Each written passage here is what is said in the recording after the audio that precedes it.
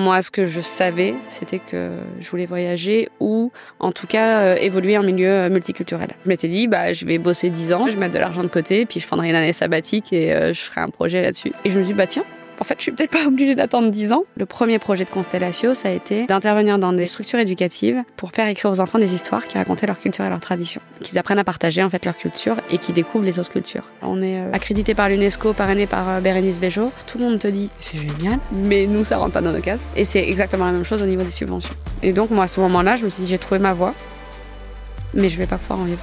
Et en fait j'ai fait 2 burn-out. Je me déteste. Et là je me suis dit c'est pas normal. C'est du doute, mais permanent. C'est quoi le plus important selon toi dans l'entrepreneuriat ? L'équilibre.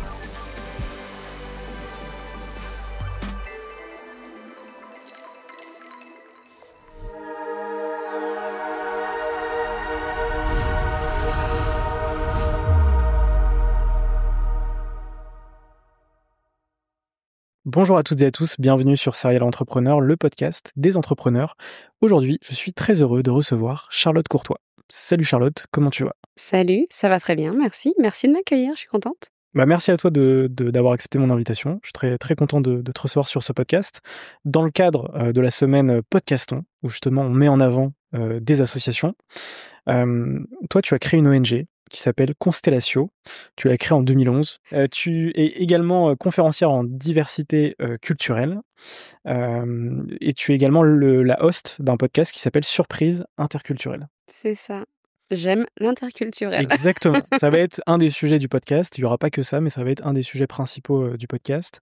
Ma première question que je pose sur chacun de mes épisodes, c'est de savoir dans quel environnement est-ce que tu as grandi ? J'ai envie de dire la première chose, dans quel environnement géographique j'ai grandi. J'ai beaucoup déménagé quand j'étais petite, beaucoup en France, mais pas seulement. Mon père est ingénieur dans l'agroalimentaire et il était muté en fait régulièrement, donc on a bougé tous les... Allez, quand j'étais petite, le maximum que j'ai fait au même endroit, c'était 5 ans. Donc on a habité un peu partout en France et également en Australie quand moi j'étais ado. Donc j'avais entre 13 et 15 ans, on habitait 2 ans et demi à Sydney et j'en parle parce que ça a été un élément assez déterminant du coup de ce que je fais aujourd'hui. Donc voilà. Comment ça t'a impacté justement le fait de pas rester 5 ans dans une destination, tu vois ? Et c'est assez marrant parce que nous on est 4 frères et sœurs et on a tous vécu ça complètement différemment. Moi j'ai adoré. Ok. Mais nos parents nous ont toujours un peu vendu ça en mode mais te rends compte, c'est génial, il y a plein de gens qu'on adore, qu'on n'aurait jamais rencontrés si on n'avait pas déménagé. Et j'avoue que moi c'est vraiment mon approche. J'ai vraiment ce côté-là je trouve ça génial quoi de pouvoir rencontrer tous ces gens, de changer d'environnement et puis c'est challengeant. Donc challengeant c'est pas facile, mais c'est aussi ça te fait grandir en fait. Donc en plus moi ça se combine plutôt bien avec le fait que j'ai une personnalité plutôt extravertie. Donc ça me met pas forcément en difficulté. De base, je pense de rencontrer du monde, des gens différents, de me retrouver dans des milieux où je maîtrise pas tout. Mais du coup, ce parcours-là, il a renforcé ça. Donc moi aujourd'hui ce dont j'ai peur, c'est pas du changement, c'est de la routine. Et d'ailleurs, je suis dans cette phase en ce moment parce que ça commence à faire un moment que je suis à Rennes et en Bretagne. Là, ça fait 10 ans et demi que je suis rentrée en France. J'habitais en Tunisie avant. Et ça fait 7 ans que je suis à Rennes. Je n'ai jamais de ma vie habité aussi longtemps au même endroit. Et c'est, pour le coup, hyper challengeant pour moi. Voilà. Donc ça m'a affectée de cette manière-là. Puis il y a le côté un peu... un de mes super pouvoirs, effectivement, c'est que je suis capable de m'intégrer dans n'importe quel cadre. Et ça, c'est une vraie force. Après, mes frères et sœurs, il y en a certains, du coup, pour qui c'était beaucoup plus difficile, qui rêvaient de sédentarité. Moi, ça n'a jamais été le cas. Est-ce que tu te souviens de tes premières passions ? Ouais, les animaux. Quand j'étais petite, je voulais être vétérinaire. Mais vétérinaire, tu vois, sur les animaux sauvages, pas forcément à la ferme. Mais un des endroits où on a grandi, c'est au fin fond de la Normandie, dans l'Orne. Et c'était un village de 200 habitants, il y avait la ferme à côté. Enfin, moi, les animaux, ça a toujours été... Voilà, donc ça faisait partie de... Ouais, tu vois, le premier truc qui me vient à l'esprit en termes de passion, c'était ça. C'est pas le sport, clairement, j'étais pas une sportive à l'époque, je le suis devenue, mais je l'étais pas à l'époque. Ça a toujours été très compliqué. Donc, et la lecture. Ok. Je faisais partie de ces gamins qui se prennent des poteaux dans la rue parce qu'ils lisent en marchant, tu vois. Je vois très bien. Donc, je pense que c'était plutôt ça, mes passions. Comment est-ce que tu as vécu tes études? Alors, donc moi, j'ai fait une école de commerce internationale. J'ai fait Neoma Business School, qui est un programme, enfin une école au sein de Neoma, qui s'appelle le Sésame. C'est 2 ans en France, 2 ans à l'étranger. Moi, j'ai choisi de faire ça parce que c'était ce qui me permettait de partir le plus longtemps à l'étranger. Ouais. Clairement, en fait, on est rentré d'Australie. Moi, je suis allée un petit peu vite dans ma scolarité. Donc, on est rentré d'Australie, j'avais 15 ans. Et j'étais en première. J'étais en milieu de première. Mes parents ont toujours mis un point d'honneur à déménager en milieu d'année scolaire. C'était génial. Et du coup, tout ce que je savais, effectivement, c'est un peu le moment où ils te disent, bah, qu'est-ce que tu vas faire du reste de ta vie? La fameuse question. Ouais, donc j'espère que je sais pas si ça a changé en tout cas, parce que ça commence à remonter un petit peu ça. Je pense pas. Je donnerai pas de chiffres parce que c'est voilà, mais non, mais ça commence à remonter. Il y avait un peu cette question-là de en fait, qu'est-ce que tu vas faire de ta vie? Et moi, ce que je savais, c'était que je voulais voyager ou en tout cas évoluer en milieu multiculturel. Ça, c'était clair pour moi. Et donc, j'ai choisi le business, le commerce international parce que ça me permettait de travailler en milieu multiculturel, mais aussi parce que à l'époque, j'étais persuadée que mon truc, c'était le marketing et que le marketing, c'était inventer des produits dont les gens ont besoin. Et puis bon, j'ai un petit peu déchanté quand même encore de mes études. Donc, effectivement, j'ai commencé mon école. Donc, j'étais à Reims. J'ai vite déchanté. Ça, c'était pas mon truc. Pas les études, hein, moi j'adore apprendre. Mais le commerce, En fait, tu t'es vite rendu compte de la différence entre la réalité et ce à quoi tu t'attendais. Ouais. Et généralement, Vraiment. c'est très décevant. Et puis, première année, on te dit non, mais c'est parce que c'est la première année, tu vois, c'est la théorie, ça ira mieux après. Et puis, en plus, au Césem, tu avais 2 fois 6 mois de stage. Donc, tu avais 2 ans en France avec 6 mois de stage en entreprise en France et 2 ans à l'étranger avec 6 mois de stage à l'étranger. Et donc, pour moi, c'était en Espagne, à Madrid. Et donc, on disait, non, mais tu verras, la 2e année, c'est mieux. Et puis, tu commences ta 2e année par 6 mois de stage. Puis, une fois que t'es lancé, t'es là, en fait, il reste 4 mois là, de cours avant de partir à l'étranger. Donc, tant pis. Puis, en fait, je savais pas quoi faire à la place. Donc, je suis restée. Et aujourd'hui, je regrette pas. Parce qu'en fait, ça m'a donné des cartes qui, aujourd'hui, en tant qu'entrepreneur, mais merci, en fait. Des cartes Joker. Ouais, merci à mes parents, merci à moi de l'époque, tu vois, d'être restée là-dedans. Et donc, ça m'a pas passionnée, clairement, à part les cours de management interculturel qui m'ont menée, du coup, à ce que je fais aujourd'hui. Puis les cours de management en général, management, communication, ça, j'aimais beaucoup. Donc, voilà. Et après mon école, j'ai bossé pendant 1 an. J'étais responsable marketing d'une pâtisserie-chocolaterie à Madrid. J'ai vu ça. Parce que du coup, je suis restée 4 ans en tout à Madrid. À la fin de mes 2 ans d'études, à la fin du coup de mes études, de mes 2 ans à Madrid, mes parents m'ont appelé en me disant bouge pas, on arrive. Du coup, je suis restée à Madrid. Vie incroyable. Oh, oui, non mais ce truc improbable, tu sais, t'es à l'étranger avec ta famille, mais c'est parce que ta famille est venue te rejoindre. C'est pas l'inverse. Donc, c'était assez rigolo. Et donc, je me suis donné 1 an pour réfléchir à ce que je voulais faire après parce que à ce moment-là, je me suis dit, j'aimerais vraiment bosser dans l'humanitaire. Enfin, en tout cas, je voudrais quelque chose qui a un sens. Et j'étais perdue de chez perdue. Franchement, j'étais un peu au fond du trou, à pas savoir vers où aller. Donc, je me suis donné un peu de temps avant de faire un master parce que du coup, mon école, c'était en bac+4. Je voulais faire un M2. Et donc, j'ai fait un master de recherche en sociologie et anthropologie sur les migrations et les relations interethniques. A priori, rien à voir. Mais moi, mon objectif à ce moment-là, c'était de travailler sur la gestion de la diversité culturelle dans l'entreprise. Et donc, ça me permettait de gagner, d'avoir un apport théorique là-dedans. Donc, tu fais ces études. Qu'est-ce qui se passe après? Après, alors sur ces études-là, j'avais que 4 mois sur place, c'était à Nice. Et le reste de l'année, j'étais à Madrid. Et donc, après mes études, quand j'ai vraiment terminé, je suis rentrée en France. Je suis allée à Paris. J'ai travaillé dans une association qui s'appelle l'AFMD, l'Association française des managers de la diversité, qui est une sorte de club d'entreprise pour les responsables diversité, pour les RH, etc., qui travaillent sur ces questions de diversité au sens large. Et c'était intéressant, mais en fait, on parlait pas du tout de diversité culturelle. je me suis très vite rendu compte que la diversité culturelle en France, c'était pas un sujet. En entreprise, en tout cas. Donc, un peu comme les études avec la vision du marketing, etc. Ouais. Tu te rends compte que dans les entreprises... C'est ça. Reality check. Ouais, c'est ça. Bon, loupé. Encore une fois, mince. Mais c'est bien parce que c'est aussi ça, tu vois, qui réoriente. Bah oui, bien sûr. Et puis ça fait partie du jeu aussi, entre guillemets. Tu t'apprends en faisant aussi, forcément. Ouais. Et puis du coup, c'est justement aussi comme ça que tu te dis, tiens, il y a un manque. Exactement. C'est pour ça que les entrepreneurs existent. Ouais. Enfin, je pense que c'est pour ça. Souvent, ouais, c'est ça. Il n'y a pas que ça. J'ai rencontré des gens qui avaient une approche de l'entrepreneuriat complètement différente. J'en ai rencontré. Mais ouais, souvent, c'est ça. Souvent, tu dis, ah, mais attends, il n'y a pas... Non, mais ça, il n'y a pas ça, mais ça serait bien qu'il y ait quand même. Et puis, bah, tu te lances, quoi. Et donc, suite à cette expérience, tu te lances, du coup, dans l'entrepreneuriat? Alors, je me lance dans l'entrepreneuriat, du coup, culturel, social. Et c'est là que je crée mon association.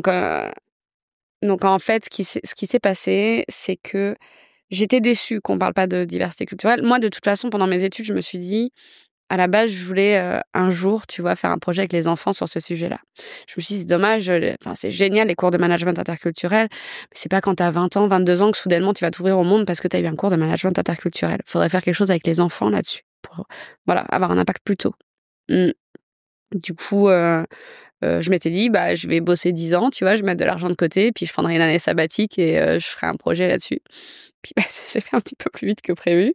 Donc, quand j'étais à la FMD, bah, j'étais frustrée par le fait qu'on ne travaille pas sur ce sujet-là. J'ai découvert qu'il y avait des bourses pour des projets de jeunes qui étaient... Alors, je sais même plus laquelle c'était à l'époque. Je crois que ça devait être un truc genre Déclic Jeunes ou Défi Jeunes, enfin un truc comme ça. Et je me suis dit, bah tiens, en fait, je suis peut-être pas obligée d'attendre 10 ans pour faire un projet là-dessus. Et donc, j'ai commencé à monter mon dossier en me disant, bon, bah, au pire, enfin, tu vois, je tente, quoi, on verra bien. Le problème, c'est que quand tu commences à écrire le truc, bah, ça existe, quoi. C'est dur d'après de dire, bon, bah, non, tant pis, j'y vais pas, quoi. Donc, j'ai jamais eu la bourse.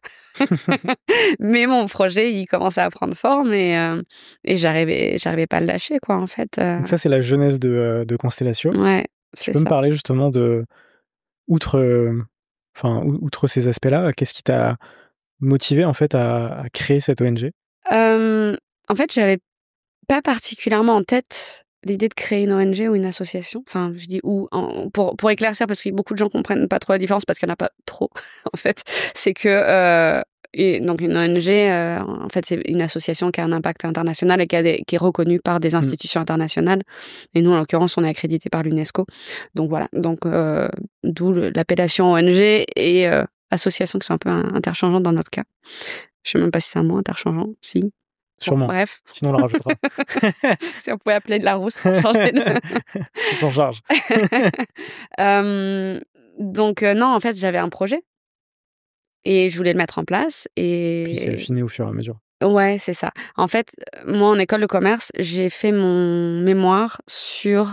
j'ai écrit 150 pages. J'ai explosé les limites. Je crois qu'on devait faire 2/3 de ça à la base, mais je me suis éclatée. J'ai fait mon mémoire sur l'utilisation de la narration pour sensibiliser les managers en entreprise sur l'importance de gérer la diversité culturelle. Donc, on est là à dire, ouais, la diversité, c'est bien, etc. Oui, c'est bien, mais en fait, ça peut être vraiment une grosse source de conflit si c'est pas accompagné, en fait, si c'est pas géré. Donc, moi, mon mémoire, c'était ça. C'était comment on utilise les histoires, en fait, au sens large, hein, que ça peut être le théâtre, ça peut être le serious gaming, donc les jeux vidéo, ça peut être les rumeurs dans les entreprises. Comment tu utilises ça pour transmettre ces valeurs-là? Et donc, à ce moment-là, je me dis, ce serait génial de faire un truc avec les enfants sur les histoires, tu vois. Et donc, c'était ça le projet. Le premier projet de Constellatio, ça a été d'intervenir dans des écoles, mais dans des structures éducatives, pour faire écrire aux enfants des histoires qui racontaient leur culture et leur tradition. Trop bien. Sous forme de journée type. Donc, tu avais 6 thèmes, 5 thèmes fixes pour pouvoir comparer d'un pays à l'autre et un thème libre pour laisser de la place aux particularités culturelles locales. Et donc l'idée est venue de là, en fait, tu vois, c'était la suite logique finalement de mon mémoire d'école de commerce. Et puis, bah, en réfléchissant à ce truc-là, je me dis, bon, bah, l'idéal, ce serait que je fasse un tour du monde, que j'intervienne dans des écoles et des structures, etc., différents pays pour avoir ces histoires par différents enfants. Et puis... Ça, tu vas le faire. Hein? Et ça, tu vas le faire. Et ça, je vais le faire, ouais. Donc, effectivement, je suis partie... je suis partie faire un tour du monde de 15 mois, toute seule, pour intervenir auprès d'enfants, pour qu'ils écrivent des histoires, qu'ils apprennent à partager en fait leur culture et qu'ils découvrent les autres cultures. Et en montant ce projet-là, en fait, je me suis dit, le plus logique, c'est de créer une association pour collecter des fonds, faire des demandes de subventions, du mécénat. J'ai fait une campagne de crowdfunding de financement participatif à l'époque, c'était sur KissKissBankBank. Et donc, il fallait une structure, si tu veux, pour porter tout ça.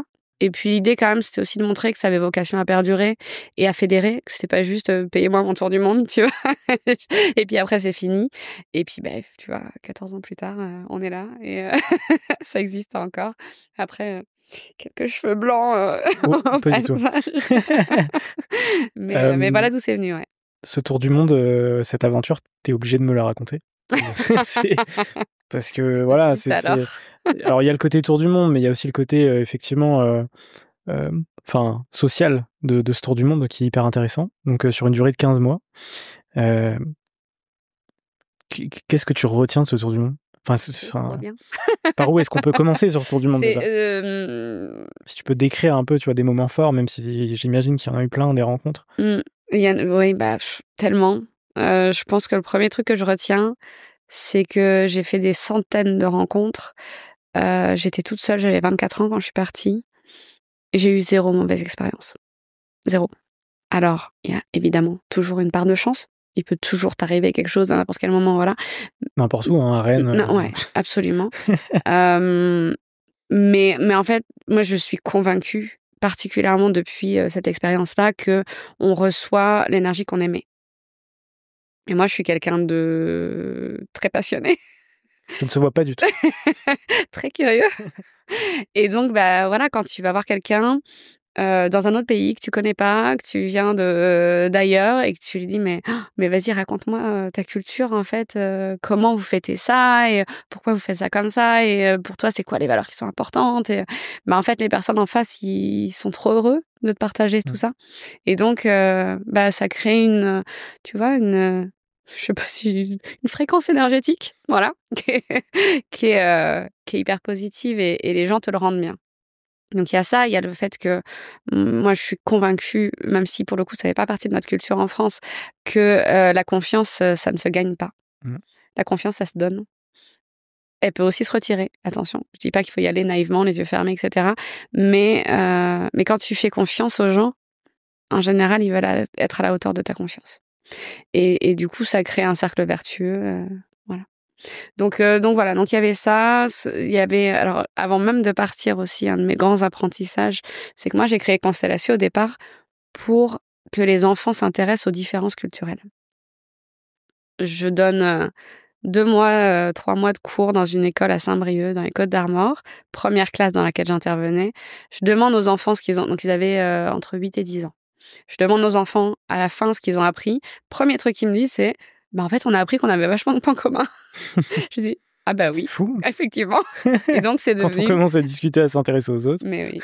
Et donc, c'est devenu la base de tout ce qu'on fait. Donc, certes, s'intéresser aux différences, mais aussi se rendre compte de tous les points communs qu'on peut avoir. Et effectivement, ça, c'est évident, quoi. Quand tu voyages, quand tu te rends compte... Enfin, c'est évident. Peut-être que c'est évident pour moi. Et en tout cas, j'essaye de le rendre évident pour les autres. Que ce soit les enfants avec Constellatio ou en entreprise avec des conférences et puis avec mon podcast. Mais l'idée, c'est ça. Tu as des exemples de pays que tu as pu faire justement sur ces 15 mois? Alors, j'ai fait un tour du monde semi-sédentaire. Donc, j'ai pas fait 20 pays. Ça m'aurait étonné que tu aies fait 20 pays. Ouais, j'ai fait 7 pays, alors en comptant la France. Et je suis restée 2 à 3 mois sur place. Ce qui est très bien. Pour du coup dérouler tout un projet pédagogique avec les enfants. En fait, c'est pas juste tiens t'écris des histoires puis bam c'est réglé. Ça demande beaucoup de temps. Les enfants, tu leur demandes d'écrire une histoire, ils écrivent 3 lignes, donc tu le relis, tu corriges, tu rajoutes des questions pour donc ça prend du temps. Donc je restais 2 à 3 mois dans une ville et puis effectivement mon objectif c'était de découvrir la culture, pas de voir les paysages, les monuments, etc. Ce qui est super aussi, mais c'était pas mon objectif. Donc je suis partie, j'ai commencé le projet en France. Ensuite, je suis partie au Mexique. Ensuite, aux États-Unis, en Australie, au Cambodge, en Afrique du Sud et en Tunisie.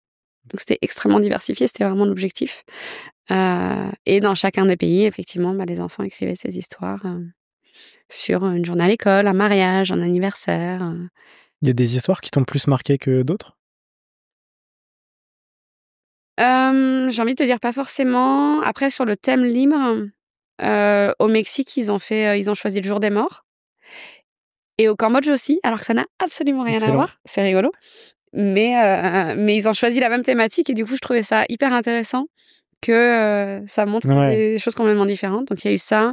Il y a le fait qu'en Afrique du Sud, j'intervenais dans un township, donc dans un bidonville, le plus gros bidonville du Caire, n'importe quoi. Le plus gros bidonville du Cap, qui s'appelle Kayelithcha.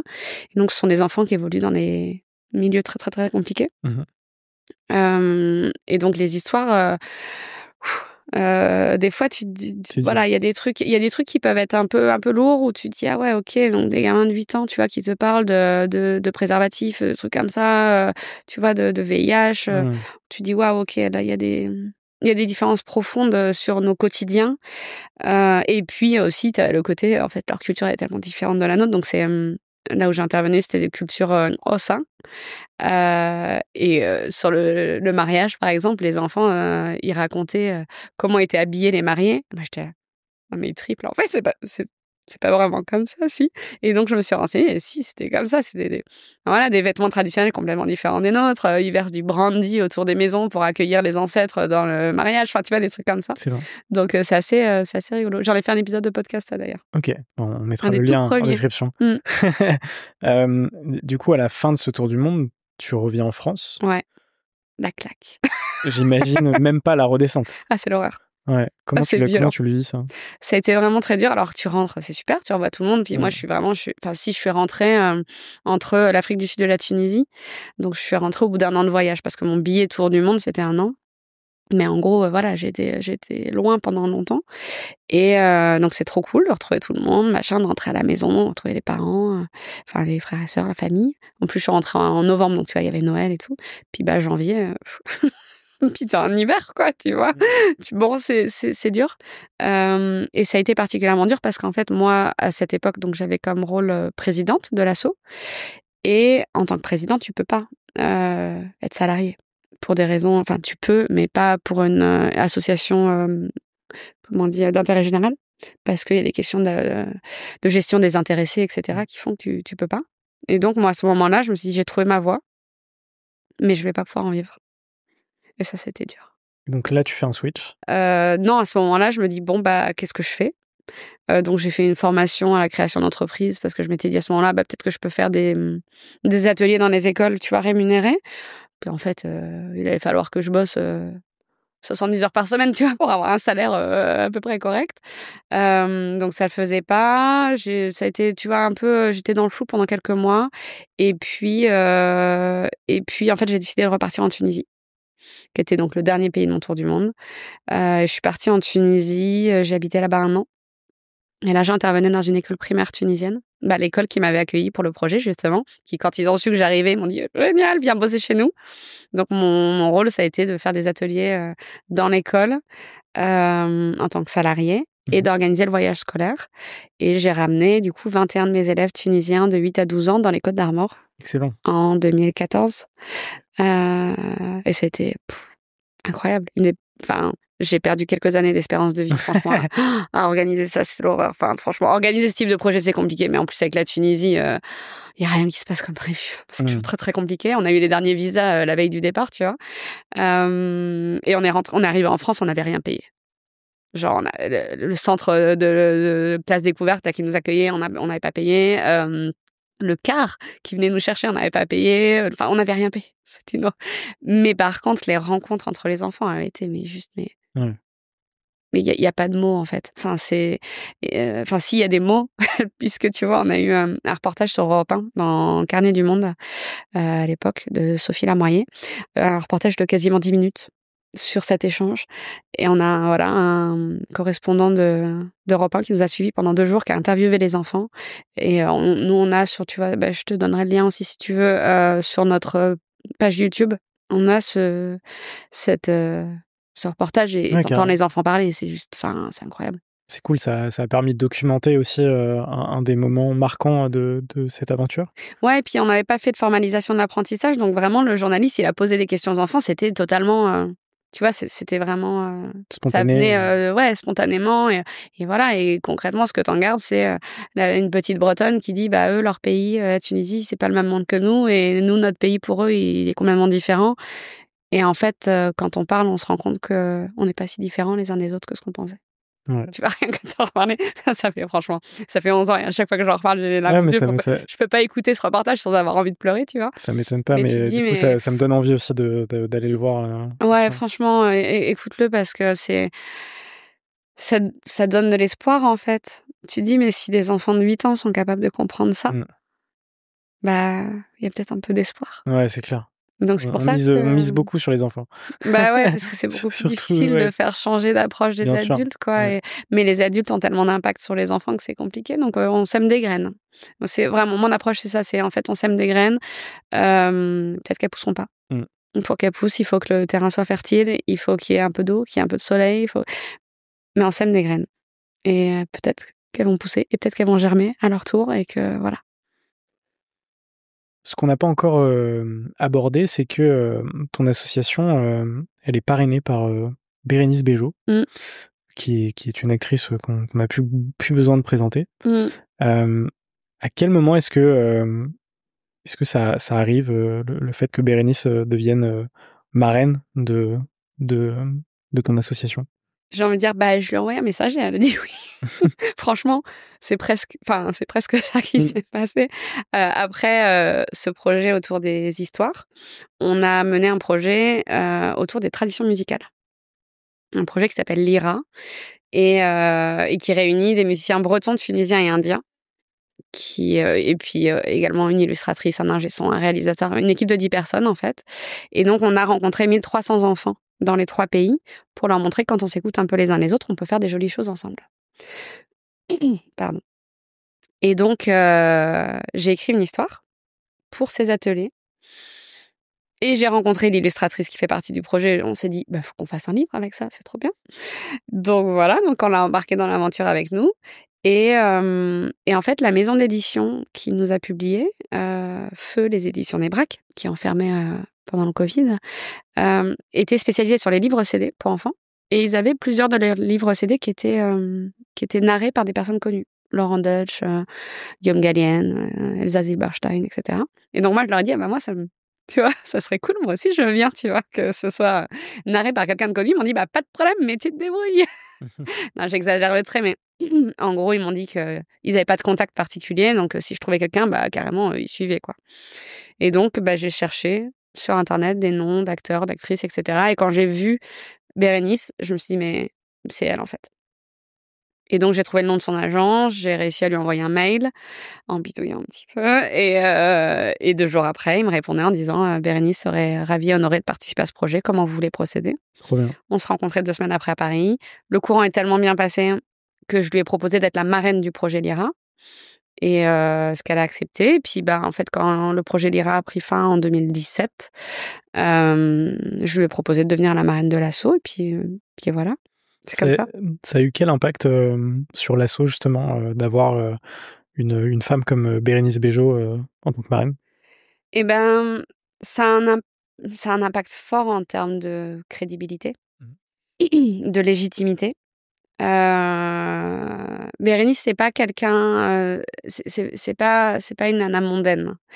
Donc elle est pas à pousser le truc, quoique elle m'a quand même invitée sur RTL en octobre pour parler de l'asso, tu vois. Mais globalement, c'est quelqu'un de très discret. C'est quelqu'un de très normal, tu vois, qui débarque au rendez-vous à vélo, en jean t-shirt, tu vois, tout à fait normal. Donc c'est pas une présence médiatique excessive, c'est pas, voilà. Mais par contre, c'est clair que quand quand t'arrives devant un potentiel partenaire et que tu dis on est accrédité par l'UNESCO, parrainé par Bérénice Bejo, ça rajoute ça ouvre des oreilles, quoi. Okay. Ça ouvre pas toujours des portes, mais ça ouvre des oreilles. Et clairement, l'impact premier, c'est celui-là. En plus, moi, c'est quelqu'un avec qui je m'entends hyper bien, qui a des valeurs qui sont totalement alignées avec Constellatio. Et je pense que tu trouveras pas quelqu'un qui va te dire ah non, Bérénice Bejo, je suis pas fan. tu vois. Elle fait l'unanimité. J'en ai pas croisé, en tout cas. Et donc, voilà. Donc, et puis, si, par contre, il y a eu une présence médiatique importante à la sortie du livre. Donc, le livre s'appelle Le fabuleux voyage d'Arwen.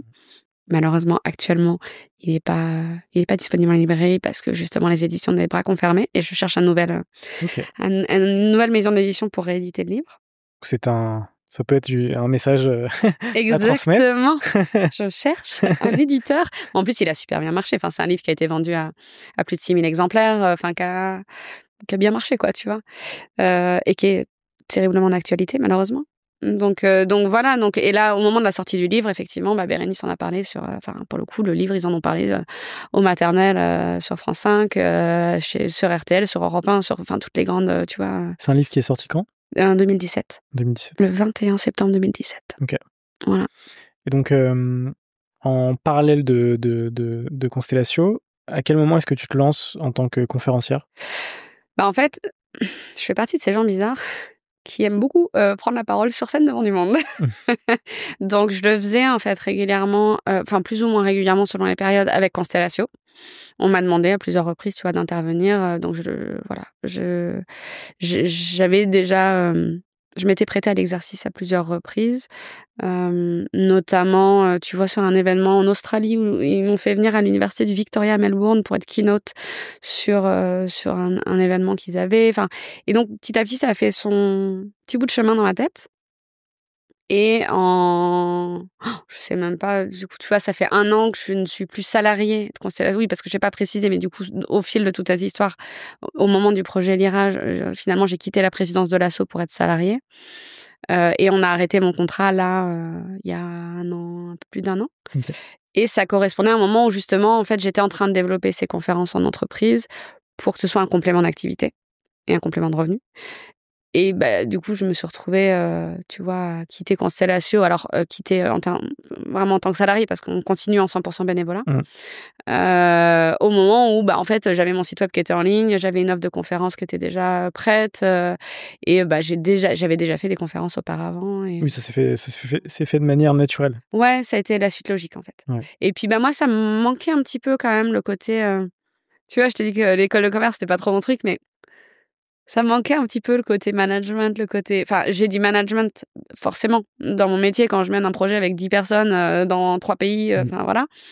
Mais ce côté inspirer les autres, avoir un management humain ouvert vers l'autre, du coup le management interculturel. Puis c'est quelque chose d'hyper important justement de pouvoir inspirer, partager aussi ton expérience sur ce que tu peux faire avec Constellatio. Ouais. Pour avoir encore plus d'impact que l'impact que tu as sur le terrain aussi avec l'ONG. Ouais, exactement. Et puis, moi, ce que je me dis aussi, c'est que finalement, cette approche par rapport au monde du travail, c'est un peu comme quand on te dit, tu sais, que acheter un matelas, c'est important d'y mettre de la qualité parce que tu passes 1/3 de ta vie au lit. Et que cumulé, ça fait un impact important. En fait, le temps qu'on passe au travail, c'est à peu près la même chose. 1/3 de notre vie, la moitié, voire plus de notre vie éveillée, tu vois. Et du coup, si on arrive à faire bouger les lignes en entreprise, on fait aussi bouger les lignes de la société, en fait. Ouais. Et de la vie de chacun. Alors, évidemment, c'est pas que la seule approche. Il y a des raisons concrètes de performance, de collaboration, de développement à l'international, etc. Mais en tout cas, les deux sont pas... c'est pas l'un ou l'autre. Justement, c'est ça qui est intéressant. C'est qu'il y a vraiment ce côté... en fait, si tu as des équipes diversifiées, et comme on disait, tu vois, tout à l'heure, si tu as des équipes diversifiées et qu'il n'y a pas de management intelligent de cette diversité, ça va pas marcher. Tu vas manquer de performance, tes projets ils vont cracher, tu vas avoir un turnover qui va être hyper important. Et de la même manière, quand tu es présent à l'international, quand tu te développes sur un nouveau marché, quand tu envoies des expats à l'étranger, au début, c'est une cata. Et de toute façon, c'est forcément toujours, il y a toujours une phase d'adaptation. Mais si tu travailles pas sur ces questions d'intelligence interculturelle, de compétences interculturelles, de rapport à l'autre, en fait, il va falloir hyper longtemps pour que ton projet soit... efficace, performant, etc. Si tu y arrives, parce que il y a aussi pas mal d'histoires, tu vois, de boîtes où ça n'a pas marché. Donc il y a cet aspect-là. Et cet aspect-là, du coup, il vient en combinaison et en complémentarité avec l'impact sociétal en plus qu'on peut avoir. Pour revenir à Constellatio, est-ce que tu peux me parler de 2-3 missions? Enfin, je sais pas si on appelle ça des missions. Si, des Je pense, projets, ouais, des des projets, des opérations, opérations et ouais. missions, voilà, synonyme, slash, Ouais. avec Constellatio, justement. Ouais, alors donc la mission officielle dans nos statuts, c'est sensibiliser au dialogue entre les cultures. Donc officiellement, en soi, ça peut s'adresser à tout type de public, mais dans la pratique, on s'adresse principalement aux plus jeunes, donc aux enfants et aux adolescents. Avec comme approche en fait, développer la curiosité envers les autres cultures, parce qu'on part vraiment du principe que, en fait, en découvrant d'autres cultures, on gagne un recul différent sur nos propres identités culturelles. Et mieux on se connaît, moins on se sent menacé par la différence. Donc ça, c'est l'âme de ce qu'on fait, avec comme principe d'action fort l'accès indifférencié à la culture, mais réellement indifférencié. Et c'est aussi un truc qui nous freine dans nos recherches de fonds notamment, etc. C'est, je vais exagérer le trait, je suis désolée d'avance, mais on fait pas des projets pour les pauvres petits-enfants défavorisés. Ouais. Nous, on peut intervenir aussi bien dans une école privée au Mexique que dans un orphelinat en Inde, que dans un collège SEPA au fin fond de la Bretagne. Et ça, c'est hyper important dans notre approche, parce qu'on ne veut pas restigmatiser des publics qui le sont déjà beaucoup trop, mais aussi parce que la culture, en fait, elle se trouve à tous les niveaux de la société. Donc voilà le cadre. Et sur cette base-là, on travaille par projet, effectivement. Donc il y a eu le premier projet Polaris autour de l'écriture d'histoire par les enfants, et l'échange, donc ça a mené à l'écriture de 7 livrets d'histoire, 21 en tout, parce que du coup, je les ai traduits en français, en anglais et en espagnol, qui ont été échangés entre 200 enfants dans les 7 pays. Donc, ils recevaient chacun leur livret et les livrets des autres pays pour pouvoir découvrir comment les autres enfants du même âge qu'eux vivaient ailleurs ces moments-là. Donc ça, c'est le premier projet de Constellatio. Le deuxième projet, c'est le projet Lyra, dont on parlait, autour des traditions musicales, qui a mené donc à la sensibilisation de 1300 enfants dans les 3 pays, à la publication du livre Le fabuleux voyage d'Arwen, mais également à l'enregistrement d'un CD de composition indo-tuniso-bretonne, qui porte le même nom que le projet, donc Lyra. Donc voilà, et on aimerait faire un documentaire sur cette base-là. On a des heures de rush et on a toujours pas... Voilà. Peut-être que pour les 10 ans de la sortie du livre, on sortira le documentaire. Et là, le projet sur lequel on travaille actuellement, c'est un projet qui s'appelle Ursino, alors Ursino en espéranto, ça veut dire ours au féminin. Donc c'est un clin d'œil à la constellation de la grande ours, bien sûr, et donc de la casserole, puisque c'est sur la cuisine. Okay. Donc là, on travaille un peu en sens inverse par rapport à ce qu'on a fait avec Lyra. C'est-à-dire qu'on ne veut pas montrer Donc là, on travaille avec des préados. On ne veut pas montrer aux préados qu'on peut mettre en dialogue les cultures grâce à la cuisine, puisque c'est quelque chose qui est déjà très bien fait par plein de gens. On fait l'inverse, c'est-à-dire qu'on veut leur montrer qu'en fait, nos cultures ont toujours été le résultat de rencontres entre les peuples, et qu'il y a toujours eu de la diversité dans nos cultures, et qu'elles ne seraient pas aussi riches aujourd'hui s'il n'y avait pas eu du dialogue interculturel. Et pour faire ça, on passe par un travail de collectage de recettes traditionnelles dans leur famille, dans leur communauté. C'est eux qui sont acteurs du projet, c'est eux qui collectent les recettes, etc.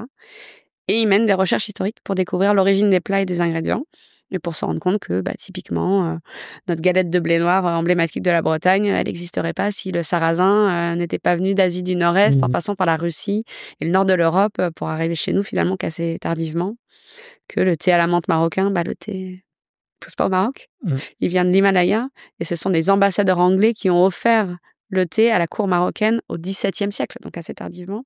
Et ça change rien, en fait, que ça représente nos cultures, c'est emblématique de nos cultures. Et au contraire, c'est ça qui est beau. Ça retrace notre histoire et nos liens avec le monde, en fait. C'est clair. On est obligé de parler du financement aussi. Comment est-ce que est financé Constellatio ? Difficilement. C'est un vrai défi. On essaie d'être créatif, donc on fait plein de choses différentes. Il y a une part de mécénat d'entreprise, fondation d'entreprise ou entreprise directement, mais assez faible, entre autres parce que on rentre pas dans les cases.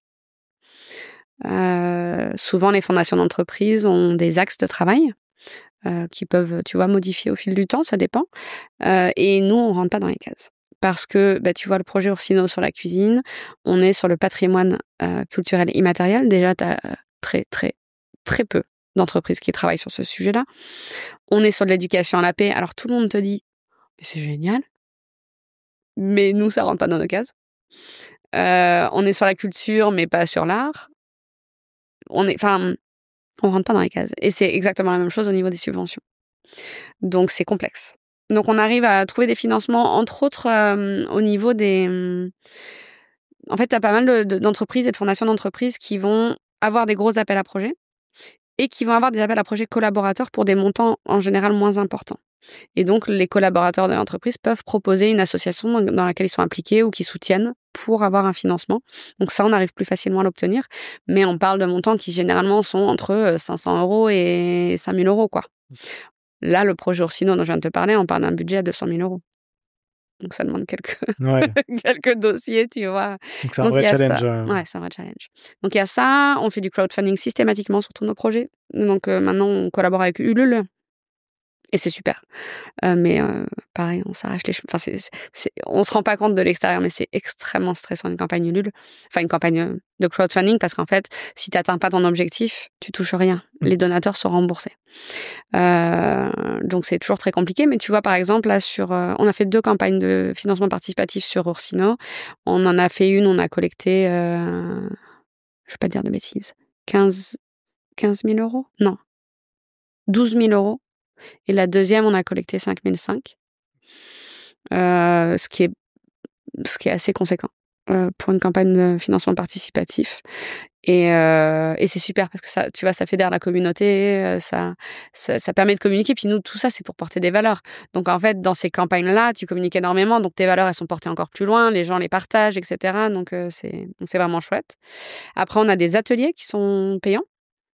Donc nos projets sont gratuits pour les structures, ce qui nous permet d'intervenir dans tout type de structure indépendamment de leurs moyens. Mais il nous arrive d'avoir des écoles, par exemple, qui nous contactent en nous disant bah voilà, nous on aimerait des ateliers sur la diversité culturelle ou des rencontres d'auteurs autour de mon livre, par exemple.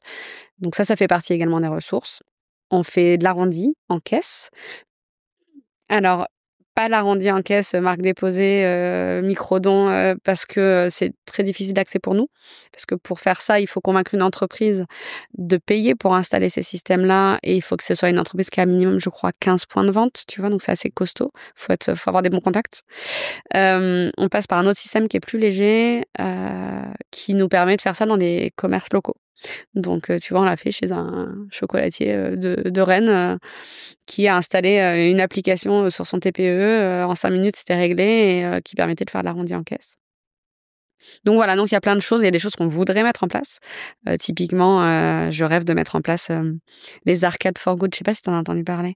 Arcade for good, c'est des arcades de jeux où en fait, plutôt que les sous soient collectés, les sous sont des dons pour les assos. Génial. Donc voilà, donc il y a plein de petites choses, ouais. Mais en fait c'est un peu ça le problème, c'est que ce sont plein de petites choses, donc ça demande énormément d'énergie et moi je me suis un peu cramée comme ça, c'est-à-dire que je me suis retrouvée à passer plus de temps à chercher des fonds qu'à mener les projets, et ça c'est vraiment problématique. On parlera probablement sur la fin de l'épisode avec des petites questions sur ces sujets. Aujourd'hui, est-ce que tu peux me donner quelques chiffres et un peu les objectifs futurs avec Constellatio? Est-ce que justement, il y a un sujet relié au financement, relié aux entreprises. Est-ce que tu veux me parler un peu de tout ça? Ouais, alors les grands chiffres de l'asso. Quand je te dis grands chiffres, c'est pas financier, hein, c'est vraiment les enfants, tu vois. Exactement. C'est ce que ça existe depuis 14 ans.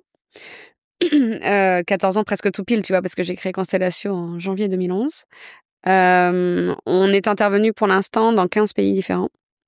En vrai, je suis pas sûre. C'est 15 ou 16. Je sais plus, il faut que je refasse le compte.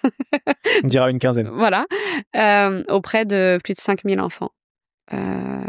Ça, c'est voilà, les grands chiffres. On a eu donc 3 grands projets. On a créé un livre pour enfants. On a aussi, à l'heure actuelle, je crois, une trentaine de vidéos.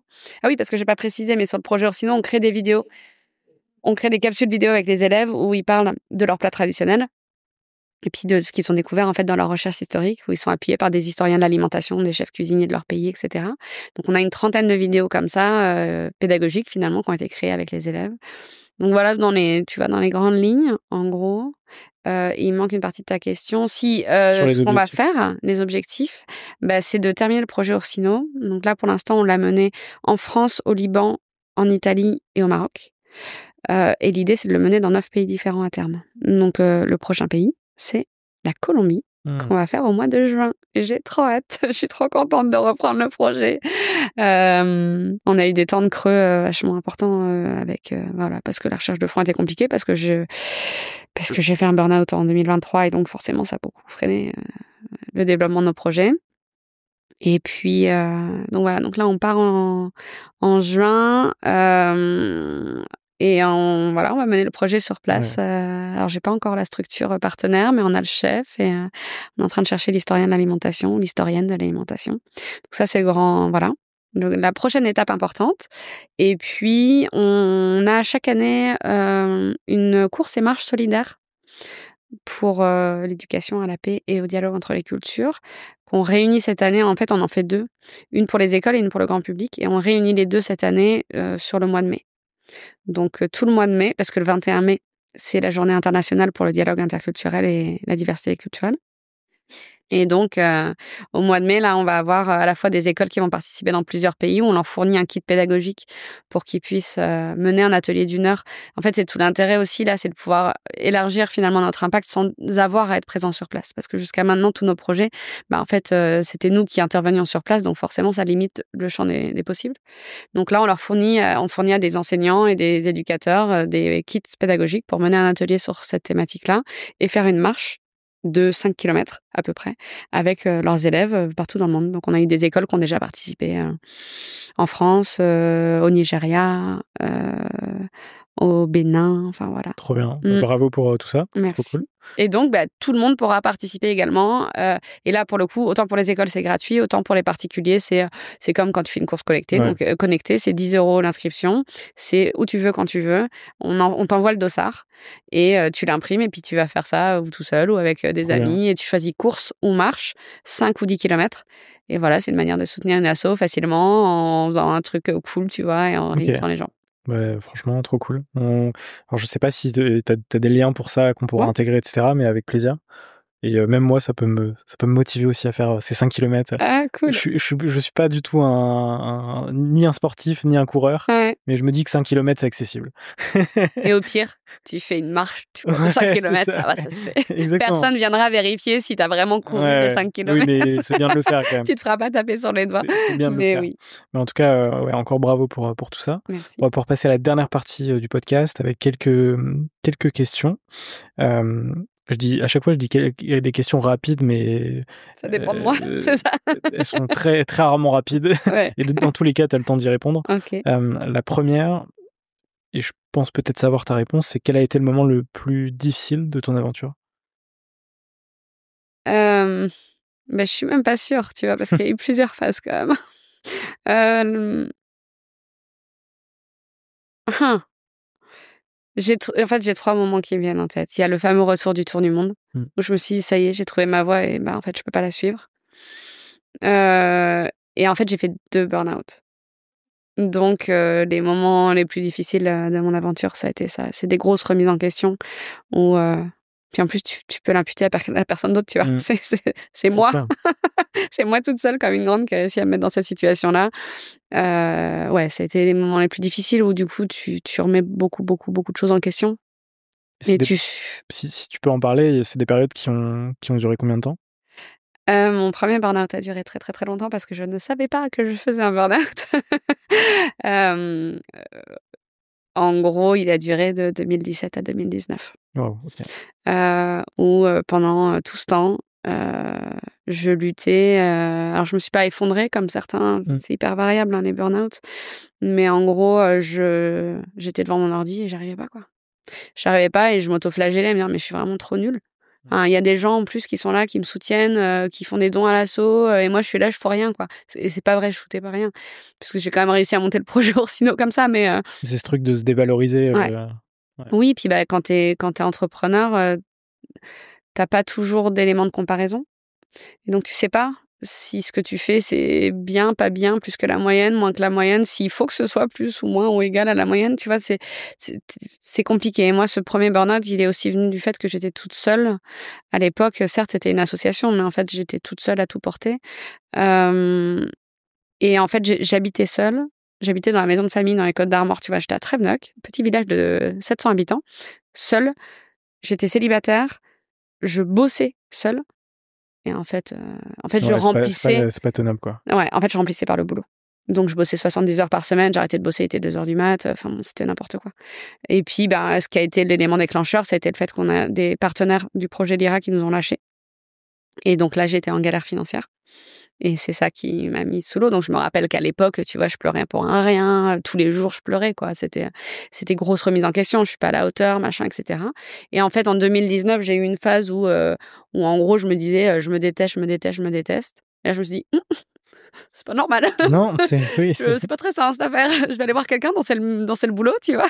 et c'est ce qu'il faut faire. Et donc, je suis allée voir une psychologue pour la première fois. Et c'est elle qui m'a dit, mais en fait, vous faites un burn-out. Et en déroulant le truc, tu vois, en sens inverse, je me dis, ah, mais en fait, je fais un burn-out depuis un moment, là, en fait. Donc, voilà. Donc, ça, c'était mon premier. Et le deuxième, c'était donc en 2023, pour également des raisons de recherche de fonds. Et là, tu t'en es rendu compte? Et là, l'avantage, c'est que je l'ai vu venir. Donc, j'ai eu le temps de freiner avant de me prendre le mur, mais je me suis pris quand même. Et en fait, j'ai fait une erreur. C'est-à-dire que j'ai voulu rééquilibrer ma vie pro et ma vie perso. Et en fait, plutôt que de baisser mes objectifs pro, j'ai augmenté mes objectifs perso. Donc, je disais que j'étais pas sportive. Bon, maintenant, je le suis beaucoup plus. En 2022, j'ai passé ma ceinture noire au karaté. Je suis karatéka. Excellent.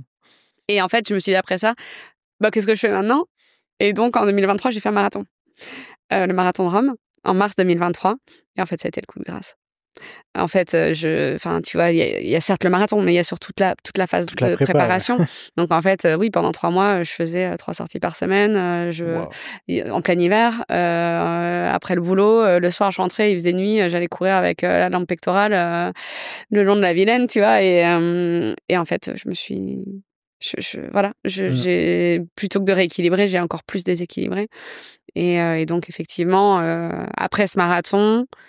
Plus ça a été un moment assez charnière. J'ai reçu un trophée, le trophée d'artisan d'un monde plus humain. Je suis super fière. Bravo.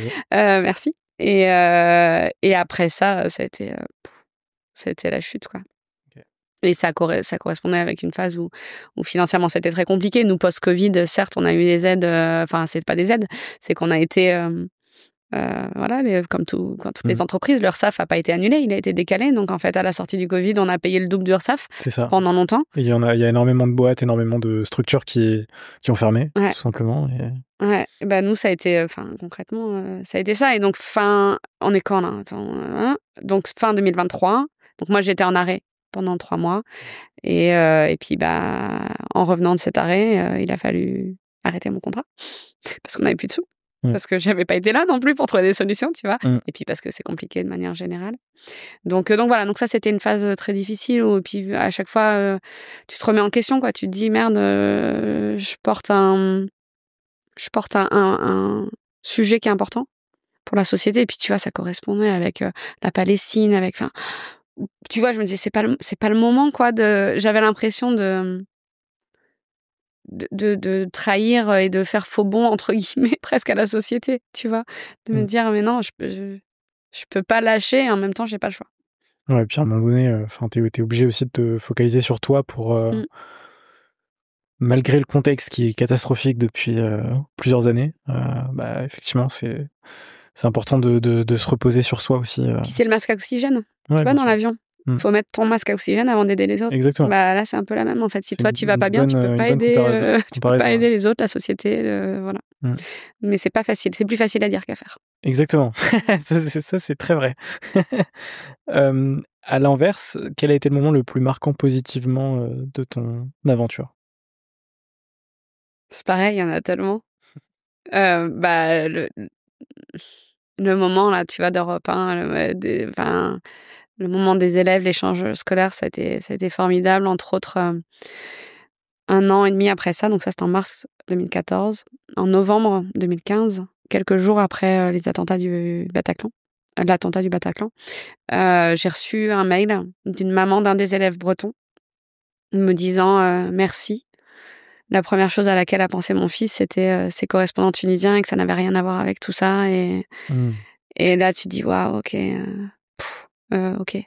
Ce que je fais, ça a un impact. Et donc, c'est ces rares fois où je parlais de semer des graines, tu vois, tout à l'heure. Là, tu la vois pousser. Et ça te redonne la foi, tu vois, sur pourquoi tu fais ça. Donc, il y a eu ça. Après, il y a eu, tu vois, plusieurs petits trucs comme ça de retour d'impact, entre guillemets. Et puis, en 2017, quand mon livre est sorti, j'ai organisé un événement à l'Institut du monde arabe avec Jack Lang, Bérénice Bejo, il y avait 400 personnes. On a fait un concert indo-tuniso-breton, du coup, avec les musiciens du projet. Exposition des planches originales du livre, cocktail. Nous, on avait les bénévoles, ma famille était là. Voir la fierté aussi de mes parents, qui pendant longtemps... on n'en parle pas forcément assez non plus, tu sais, le village. On a besoin d'un village. Je te parlais de marathon. On a besoin, sur le bord de la route, des gens qui nous encouragent et qui nous portent, qui nous disent « Allez, tu vas y arriver », etc. Jusqu'à cette phase-là, j'avais un peu ce village, mais j'avais aussi une partie du village qui me disait « T'es sûr que tu vas pas faire un 5 km le dimanche, plutôt ?» Et c'était pas facile, parce qu'en plus de te convaincre toi-même que t'es sur la bonne voie, il fallait convaincre les autres que si, t'allais y arriver, quand toi-même t'y crois pas toujours. Et à partir de ce moment-là, ça a changé. Et depuis, j'ai plus eu aucune... entre autres de ma famille, de mes proches, j'ai plus aucune remise en question de pourquoi je faisais ça et le fait que voilà, il fallait le faire. Et donc ça a été un moment assez déterminant dans mon parcours d'entrepreneur et dans ma vie voilà, de femme de manière générale. Quoi. Ok, hyper intéressant. Qu'est-ce qui t'énerve le plus aujourd'hui dans l'entrepreneuriat en France? Qu'est-ce qui m'énerve le plus? Les faux semblants. Ça doit revenir souvent, non? Alors, c'est une question que j'ai créée cette semaine et l'invité que j'ai eu hier m'a donné une réponse très similaire. Ouais, il y a... Ouais, ça se résume tout seul. Les faux semblants, moi, je suis assez présente sur LinkedIn. Bon, moi, ce que j'aime sur LinkedIn, vraiment, c'est un truc que je trouve peu ailleurs et que je trouve super, c'est la vulnérabilité. C'est qu'il y a plein de personnes qui communiquent sur ce réseau social en montrant l'envers du décor et sans être dans la victimisation ou je ne sais quoi, juste en disant il y a des fois c'est dur quoi. Et des fois je me remets vachement en question mais t'as aussi des gens qui sont là genre oui alors pendant que je fais mes 10K mensuels à Bali et en fait t'es là non mais en fait Et c'est très difficile d'être vulnérable. J'en parlais avec une entrepreneure qui est devenue une amie qui s'appelle Valentine Soda, qui crée du contenu sur LinkedIn et qui est basée à Nantes. Typiquement, elle a vécu une grosse dépression / burn-out sur 2024 et elle disait que il y avait un blocage sur le fait d'en parler et le podcast qu'on a fait, c'était la première fois où elle en parlait parce que t'as ce truc de si tu te montres vulnérable, si des clients te lisent, t'écoutent, te voient, en fait, tu te dis, mais du coup, je vais perdre toute crédibilité. Alors, si moi j'y crois pas, l'autre va pas y croire. Quoi. C'est ça. Et ça, c'est très, très difficile. Ouais, ça dépend beaucoup de ton métier. Exactement. Sur Constellatio, tu vas jusqu'à ce que je me lance dans la conférence, ça allait. Ouais. Sur la conférence, c'est plus difficile. Mais je l'annonce à ton micro. Mais tous les jours, je me dis, mais je sais pas ce que je fais.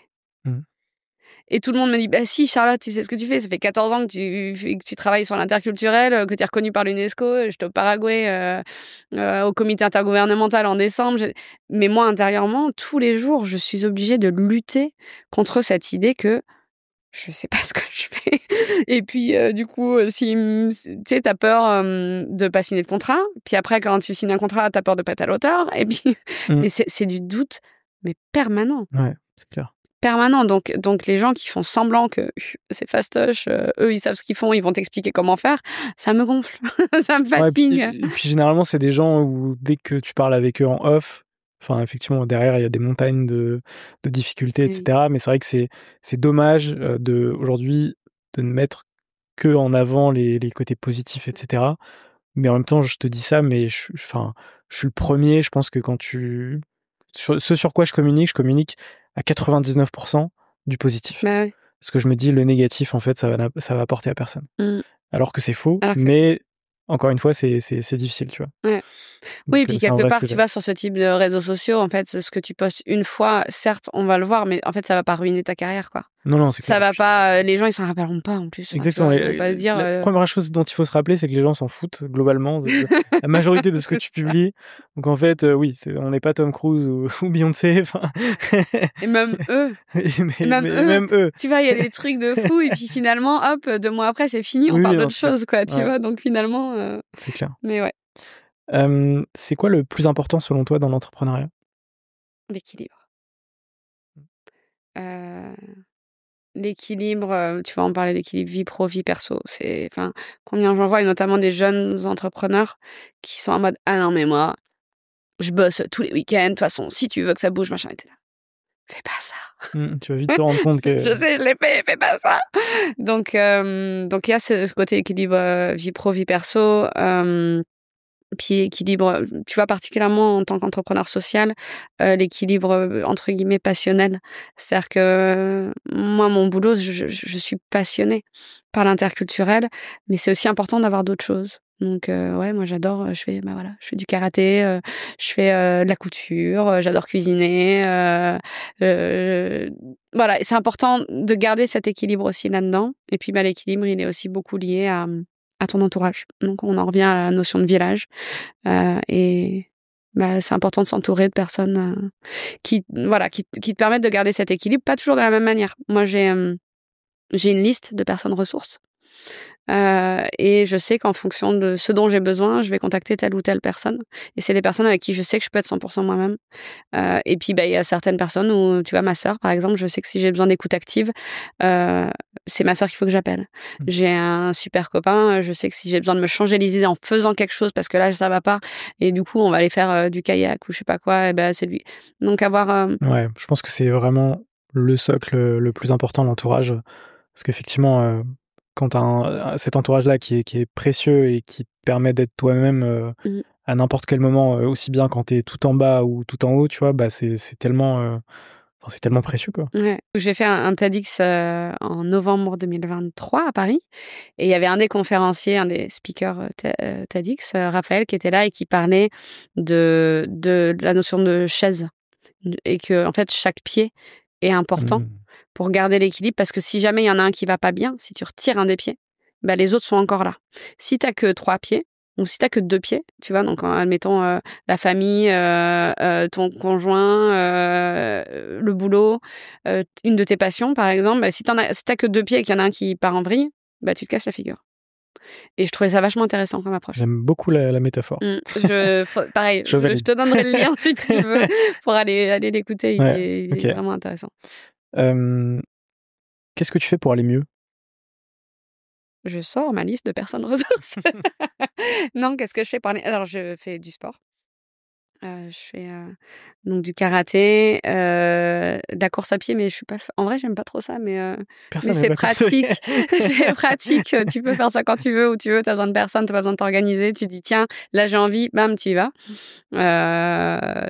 Donc du sport. Je voyage. Tu vois, là, je suis rentrée hier soir de Barcelone parce que j'étais au bout de ma vie. Clairement, là, je sentais que j'étais en train de perdre l'équilibre et j'avais besoin de faire une coupure. Donc, il y a quelques semaines, je sentais le truc venir. Donc, je me suis dit, OK, de telle date à telle date, je me réserve un créneau et je ne fais rien. J'ai désactivé mes notifs Gmail et LinkedIn, et je suis partie 5 jours chez une copine à Barcelone pour souffler. Donc ouais, je voyage. Et pareil, tu vois, sortie de burn-out en 2023, mes parents habitent à Bogota. Je suis partie 2 mois à Bogota et j'ai travaillé de là-bas. Génial. Donc j'ai besoin, moi, de changer de cadre. Je suis assez aligné. En 2021, j'ai fait 6 mois à Lisbonne. Ok, trop bien. Et je suis convaincu. Et chaque année, en fait, j'essaye de partir 1 mois et demi, 2 mois. Ouais. Parce que je suis convaincu que le fait de changer de cadre, ça te permet de complètement modifier tes perspectives, ton état d'esprit, ta motivation, ta détermination, enfin un peu tout, tu vois. Et je sais que si j'ai pas ce 1 mois et demi dans l'année, je vais être très mal. Ah, c'est trop bien d'avoir ce retour, parce que je me disais, bon, je suis bizarre, mais en même temps, ça marche pour moi, donc on s'en fout. Ah non, franchement, c'est J'ai mis longtemps à accepter, en fait, ça. Et là, pour moi, c'est 1 mois et demi, mais ça pourrait être des petits temps, tu vois, 5 jours tous les 3 mois, tu vois. La dernière fois que je suis parti en vacances, c'était en août, donc c'est un peu loin. Mais il faudrait que ce soit plus fréquent. Ouais. Mais je sais que quand je ressors de ces périodes-là, j'ai beaucoup plus de créativité, j'ai beaucoup plus d'énergie. Moi, ce matin, j'ai bossé comme pas possible, c'était super. Et après, derrière, t'es tellement en feu, tu vois, que du coup, il faudrait limite se créer des temps dédiés, tu vois, à se dire une fois tous les trimestres, je fais ça, etc. Et puis moi, ça nourrit, en fait, en plus, ça nourrit ma pratique. Alors, on n'en a pas parlé des masses, mais tu vois, dans mon podcast, je raconte des histoires de mes voyages. Après, ouais. Et donc, en plus, j'en ai besoin pour pour me nourrir. Et donc là, moi, cette année, c'est 1 mois en juin en Colombie pour Orsino, pour Constellatio. Je pense que je vais bouger à Barcelone sur la fin de l'année, genre septembre à décembre, sachant que je vais faire 1 mois et demi en Inde en novembre-décembre pour le mariage d'une amie et pour le comité indien du mariage coup. indien. Wow, Ça va être trop bien. Je pense que je vais faire des épisodes de podcast spéciaux. Ah oui. Et pour le comité intergouvernemental de l'UNESCO qui se réunit à Delhi cette année. Oui, parce qu'on n'en a pas parlé, mais tu es membre du comité éditorial de l'UNESCO. Ouais, d'une publication qui s'appelle Heritage Alive et qui traite justement des actions, des activités des ONG accréditées autour de la sauvegarde du patrimoine immatériel. Super. C'est trop bien. Je lis des articles qui sont super intéressants, c'est trop cool. J'imagine. Ouais, j'adore. Et du coup, ça me permet d'enchaîner sur ton podcast, dont on a effectivement pas encore parlé dans cette conversation, enfin très peu, qui s'appelle Surprise interculturelle. Donc on mettra évidemment le lien en description. Est-ce que tu peux me parler de ce podcast que tu as lancé il y a 1 an et demi ? Ouais, c'est ça. Ouais. Alors, Surprise interculturelle, au départ, c'est un format solo court, bimensuel. Donc, qui fait 5 à 10 minutes, où je raconte une anecdote issue de mes voyages, que je décortique. En gros, où j'ai été surprise par des réactions ou des coutumes d'autres pays, que je décortique pour donner des clés concrètes sur comment tu peux anticiper, comprendre et réagir face aux différences culturelles. Donc, c'est forcément très lié aux conférences que je donne également. C'est-à-dire que moi, ma conviction, c'est que, entre guillemets, les données culturelles n'ont pas vraiment d'intérêt. Elles ont de l'intérêt, c'est-à-dire qu'on peut aller les collecter sans problème, mais ce qui compte vraiment, c'est la posture. Donc, les compétences interculturelles, et moi, je travaille beaucoup autour de 3 compétences que sont la curiosité, la vulnérabilité et la décentration. Donc, bon, les 2 premières sont assez claires. La décentration, c'est la capacité à s'extraire de la situation pour observer le global et se rendre compte qu'il y a plusieurs points de vue possibles et que c'est pas forcément un qui a raison et un qui a tort. Et donc, l'idée du podcast, c'est vraiment de transmettre concrètement ça, en fait. C'est de dire, tiens, tu vois, je parlais des vêtements traditionnels Ossa pour les mariages en Afrique du Sud, et je me suis retrouvée à discuter de ça dans un bus avec des gens, je comprenais rien du tout et chacun débattait. Donc c'est voilà comment tout ça, toute cette diversité-là, elle se retranscrit dans la vie de tous les jours. Ouais. Et ce format solo initial, donc là moi je suis sur ma 2e saison. Sur la première saison, j'ai eu uniquement des solos et j'ai eu 2 épisodes hors série interview avec le DG de Lactalis Colombie, Juan Camilo Velasquez, qui est génial, et avec Parvin Sabrina Khan, qui donc se marie, qui est ma copine, qui se marie et qui est notre chanteuse sur le projet Lyra de Constellatio. Et donc elle, je l'ai interviewée dans le cadre du podcaston de l'année dernière. Ok, super. Voilà. Et donc cette année, j'ai mis en place un hors-série interview par mois. Donc j'ai rechamboulé un petit peu. En gros, la morale, c'est tous les mardis matins, j'ai un épisode qui sort. Un épisode solo, une interview, un épisode solo et un extrait de l'interview. Super.